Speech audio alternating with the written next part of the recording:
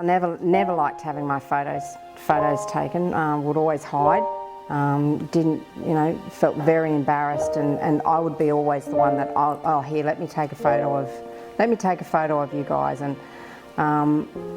when people wanted to take a photo, I'd get in the back of it, and so that you could just see my head, or I'd always be trying to hide my body.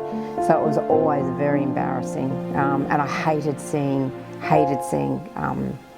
the photos afterwards. I knew, how uncomfortable you can feel, and then by seeing it, looking at you, it sort of hits home that you need to do something about it. And you think you feel good on the day and you look good on the day, and then you see the photos and it becomes really disappointing. I've been dieting, I think since I was 15, I was doing some sort of diet. I was never overly big, but I was always, like bigger and taller than average, so I always thought I was fat, and being typical peer pressure with school and everything. So, but then I had the kids, we were married, had 4 kids. The weight just sort of started ballooning on, and I gave up smoking. As soon as I gave up smoking, I did put a lot of weight on, and I then, with eating, I think the meals started to get bigger and bigger, and I'd have a couple of wines with dinner, and I'd have one beforehand, and got into a sort of quite a lazy lifestyle, and didn't do a great deal of exercise. I've always exercised though. I've always walked and enjoyed exercising, but didn't sort of, got into that sort of slack way of, oh well, this is what it is. The kids are getting older, and it was good when they were young. I was running around a lot after them. And as they got older and became more independent, I just, I would work part-time on and off, and I was around at home more. I think, it became more of a, oh well, I'll just have that as a snack, and at shopping, if I was hungry, I'd pick things up that, chips are my downfall, so I'd start eating, I'd have some chips with a couple of glasses of wine before dinner. And then, it just sort of crept on. The years went on, and it crept on. And I thought, I don't want to die at 50, 60. That was one of my main things. I thought my dad was only 60, and Mum was, she was, like I said, 79, and I was scared. I think it put me into that, and I thought, I've got too much to live for. I've got 4 kids, so I've got 4 grandkids. So I went to my doctor, and I've been seeing this local doctor for many years, and I'd have every bit of trust in her, and had a breakdown with her, and she suggested that I go and see Professor Memon. It went very, very quickly. I didn't sort of think too much about eating or what was happening. It was more of, well, I didn't have any energy. It probably took, I went back and saw Professor Memon. Everything was fine. He said, this is how it is, and you'll start to get more energy, and then start to introduce like liquids, and like I had all the foods and the proteins here. So I knew which stage and which levels, to start introducing them to, and I probably got to about week 3, and I started to have like small meals.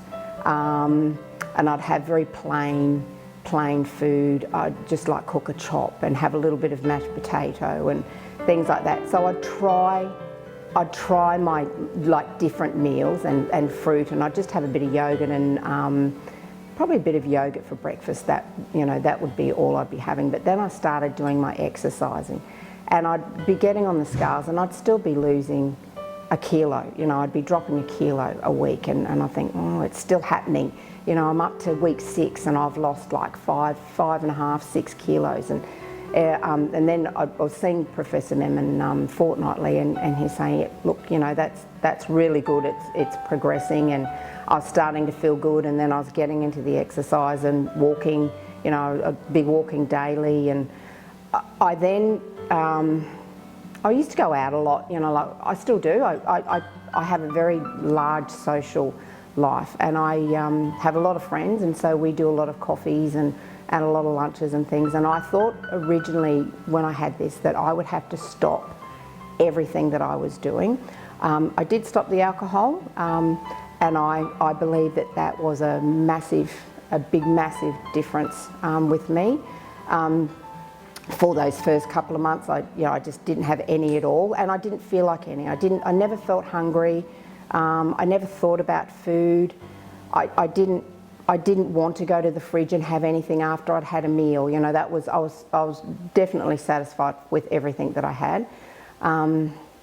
Then the weeks sort of rolled into a couple of months, and I still went out for my lunches with my friends, and it was just a different choice that I made. And I was quite happy to, instead of having like a hamburger with some chips, or even a pasta dish, a fettuccine or something like that, there's always, and everywhere you go now, there's always better choices that you can have on menus. I mean, I think Australia's pretty good with how they do that. They have light meals. I find that now I probably would eat every 3 hours or so, just to have something like a piece of fruit, or I like nuts, so I do have, like I'll have a handful of peanuts and stuff like that.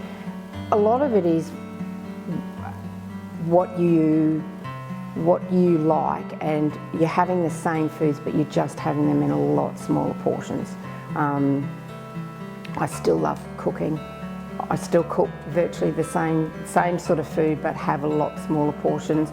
I'm very wary of how much fats and sugars and things that go into the food, but I've always been aware of what fats and sugars that I'm cooking with anyway. I don't believe that I made big fatty dishes to start with, because our children are so health conscious anyway that they wouldn't eat it. It would be, well, no, Mum, I'm not having all of those.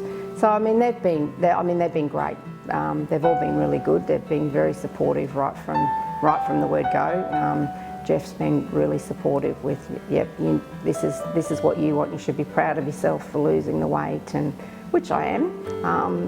So, and I think, it's been a big journey. It's not easy. It is you do need to change your lifestyle, but it wasn't a hard, progressing. It was an easy coming, like change. I still cooked, I still did the same things. I didn't have to get rid of a lot of things. I still, like I said, I still have my lunches and my coffees with my friends. My lifestyle changed in the way with, I became so much more active with the walking, and I enjoy walking. And now I remember when I first started out doing it, it would take me 50 minutes to do this same cycle, and I now I've had to find more hills to get 50 minutes out of it. I've probably added on about another 1.5 kilometres. So I feel good when I'm doing it. I've got that energy that I want to go and do it. We have 4 young grandchildren that I just love spending time with, and before too, I would find that no energy. Really, I didn't want to do things. I didn't have the energy to do things. I mean, they're full-on kids, and if you have the energy to run around with them, that's what you want to do, and that's what I didn't want to miss out on. I want to be there for them, and I want to make sure that I am there for when I get a few more grandchildren, hopefully. Not right now, but maybe maybe in another couple of years, that we still have the energy and that we can promote something to our kids, so that they are healthy and they do look after themselves, but to hand it on down the line, if they're seeing it come from the parents of how you want to be and how healthy you want to be, and the food choices that you make, it will flow through to them, their food choices, and then hopefully that will go through to their children. So I'd like it to be a long life story for them, to think that we'll all live to the ripe old age of 85, 90 and be fit and healthy in mind. And I've had 2 knee reconstructions and a massive knee operation, and I had so much trouble with my legs and my knees.